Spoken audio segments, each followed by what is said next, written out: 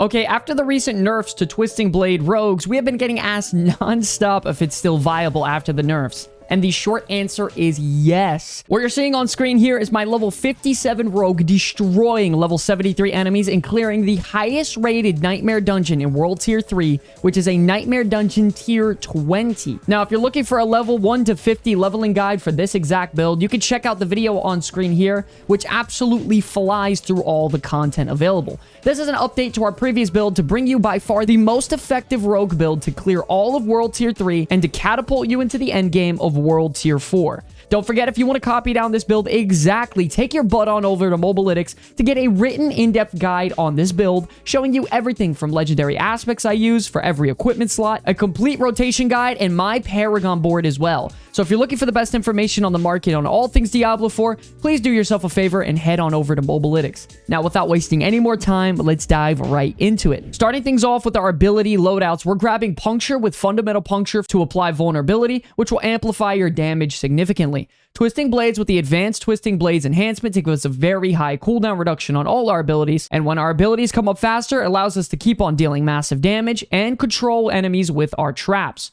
We're also taking Dash with the Methodical Dash enhancement for the cooldown reduction and mobility. Poison Trap with the Subverting Poison Trap for the 10% damage increase while enemies are in our Poison Trap, which should be up permanently. We're also going to be taking Dark Shroud with the Movement Speed enhancement for defensives and mobility. And then we're going to be taking Death Trap for the Double Trap Wombo combos. Lastly, we're going to grab the Exposure Capstone talent, and this either reduces the cooldown of your trap abilities by 20% or drops a cluster of exploding stun grenades when dealing direct damage to an enemy. And with how much lucky hit chance we're going to have, and this is going to happen a lot. Okay, ladies and gentlemen, it's very important that you listen up for the skills loadout part. As you start doing higher world tiers for nightmare dungeons, enemies start becoming more and more difficult to kill depending on their level advantage compared to you.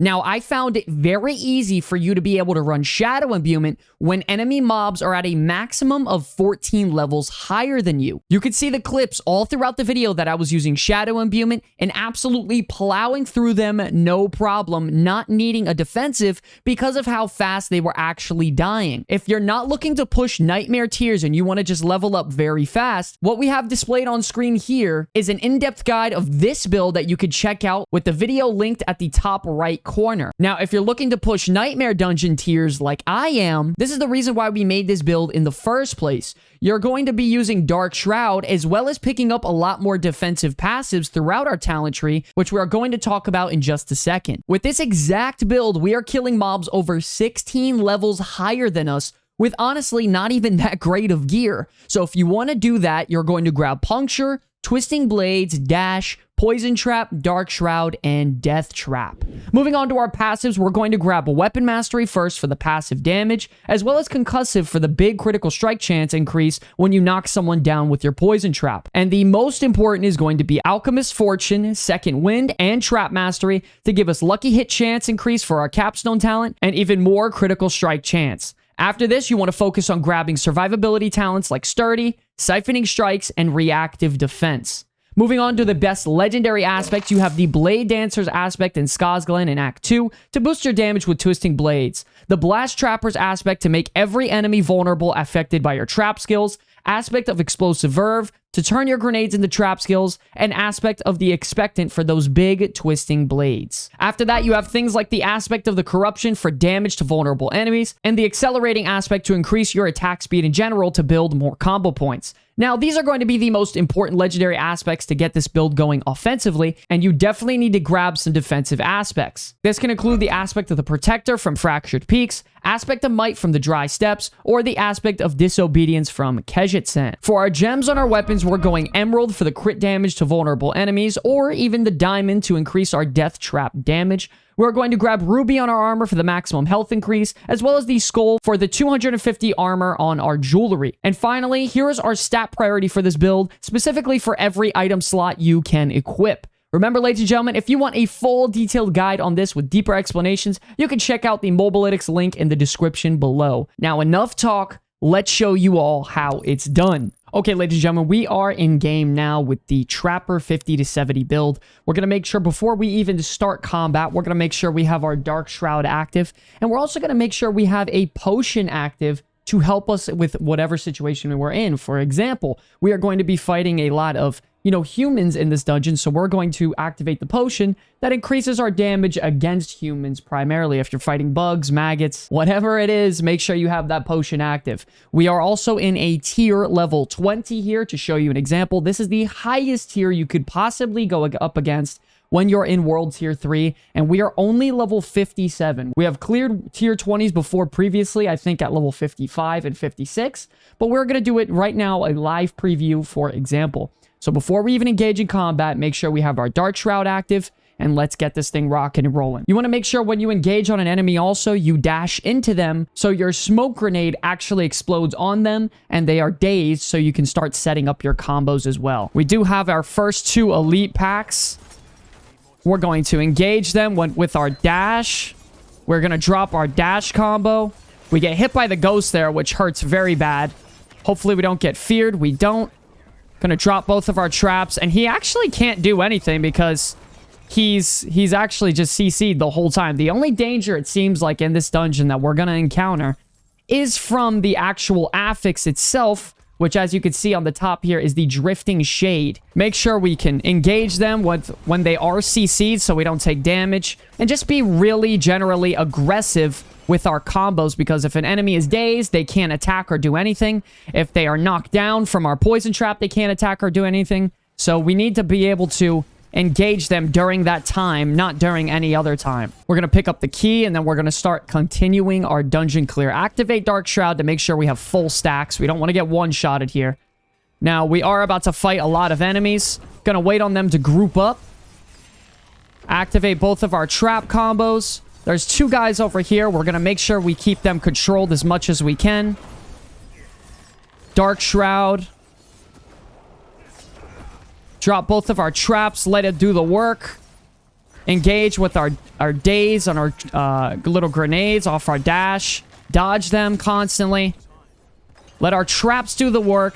It's very important, ladies and gentlemen. You don't want to engage and just stand there. You want to dash in there, drop your little smoke grenade when you do. It dazes them all, so they're controlled from that. They can't attack. Drop your poison trap into death trap combo, and then they're controlled once again. They can't attack. If they do hit you, you have your Dark Shroud to make you very, very tanky, so you can actually take a hit if need be. Your cooldowns are going to be coming up fast, so you have constant Dark Shrouds, constant dashes in and out with your cooldown reduction on Twisting Blades, as well as control from your traps.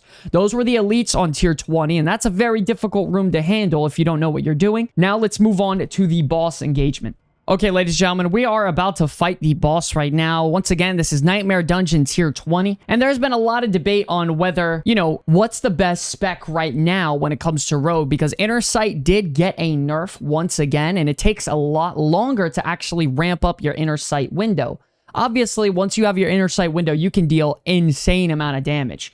Combo points is really there for the consistent DPS and mobility. So I guess it kind of depends on the boss fight. If you're fighting someone who doesn't summon any minions, Inner Sight is the way to go. And usually, bosses don't summon any minions. But if there are minions being summoned, you want to swap right back to combo points. You get the movement speed, additional damage on your Twisting Blades that follow through. So I'm going to assume that we are fighting a boss that doesn't summon any minions. We're going to make sure we have our Potion buff active, and we're going to make sure we have our Dark Shroud active before we even engage in the fight.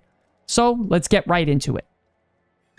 We're fighting the Tomb Lord. I don't remember if he summons any minions. We just have to be careful by not getting hit by any of his mechanics if he has any. Like that right there. We're going to try to engage him if we can. We're going to have our Inner Sight window active any second, so we have to be ready for that. And he gets staggered as well into it. Dodge the little shade. Deal a ton of damage in this window. We're going to make sure we can dodge the mechanics while he has his Bone Wall active. We dodge it. See, as you can see, the damage isn't the problem. We actually deal pretty good damage considering this boss is... We have to get out of there. Considering that the boss is very, very, much higher level than us, damage is not the issue.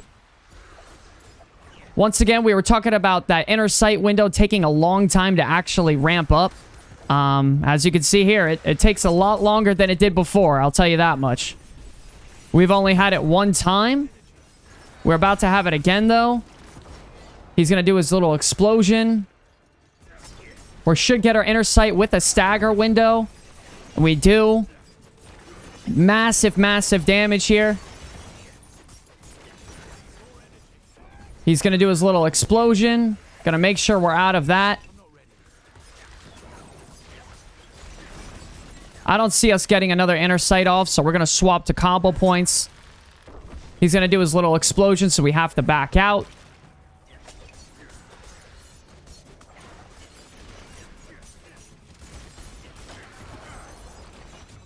Gonna potion up and finish him off. Ladies and gentlemen, this was a tier 20 Nightmare Dungeon on a level 57 character. Very, very underleveled. And that is going to be the rotation and gameplay guide when you're actually in game with this spec. Just remember, don't engage on their terms. You want to engage on your terms. You want to dash in there, daze them with your smoke grenade, drop both your traps, deal your damage, and if you don't have your cooldowns reset, just run out and reset and do the combo all over again. It's very, very effective, and you should have no problem advancing through World Tier 3, because if I'm doing it, I'm sure you guys could too. But okay, ladies and gentlemen, just remember, this build is primarily to clear the hardest content available in World Tier 3 at a very low level. It gives you very high defense while crowd controlling enemies constantly and damaging them down at the same time. Remember, if you want an in-depth video on the maximum damage possible for this build while you're leveling up, you can look at the build video we have linked on the screen here, the Trapper build. Don't forget, we have a lot more content coming, and if you're interested, make sure to stick around, because the Comeback Kids are doing a ton of giveaways in June with some Razer Gaming products, as well as an Ultimate Collector's Edition of Diablo 4. I want to thank you all so much for watching this video. It's an absolute pleasure to be making content for you all. Until the very end, my name is Sky from the Comeback Kids. I will see you all in the next one. Peace!